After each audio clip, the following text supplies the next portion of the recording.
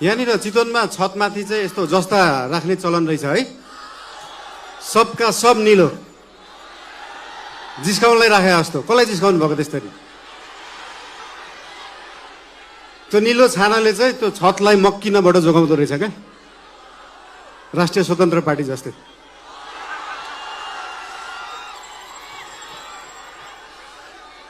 चितवन अघि झर्दै गर्दाखेरि एकजना भाइले भन्नुभयो, दाइ देशभरि जाँदाखेरि जसरी टुरिज्म प्रमोसन गर्नु भएको थियो एकचोटि चितवनको पनि टुरिज्म प्रमोसन गरिदिनु होला भनेर। मैले भने मेसीलाई फुटबल खेल्न सिकाउनु पर्छ, रोनाल्डोलाई फुटबल खेल्न सिकाउनु पर्छ।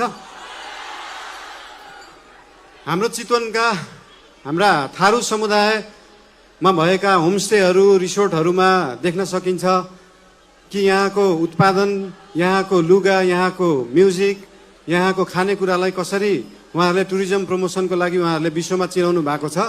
त्यो हेर्दाखेरि चितवनले चाहिँ देशलाई टुरिज्म प्रमोसन सिकाउनुपर्छ। घरमा खाने आफ्नो लोकल खाना, आफ्नो लोकल परिकार घरमा खाने, त्यो लोकल परिकारलाई एउटा इन्टरनेसनल क्युजाइनको रूपमा उहाँहरूले प्रस्तुत गर्न सक्नु भएको छ। त्यो पुरै देशले सिक्न जरुरी छ। सिकाउने हेन त चितवनवासीले पुरै विश्वलाई टुरिज्म प्रमोसन। यहाँनिर चितवनमा छतमाथि चाहिँ यस्तो जस्ता राख्ने चलन रहेछ है।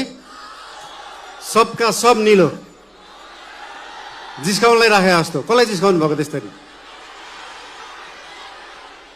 त्यो निलो छानाले चाहिँ त्यो छतलाई मक्किनबाट जोगाउँदो रहेछ क्या, राष्ट्रिय स्वतन्त्र पार्टी जस्तै।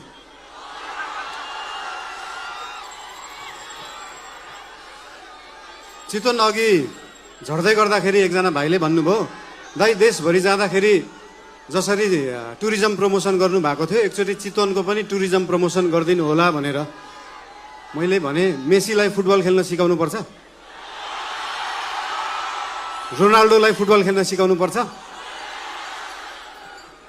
हाम्रो चितवनका हाम्रा थारू समुदायमा भएका होमस्टेहरू रिसोर्टहरूमा देख्न सकिन्छ कि यहाँको उत्पादन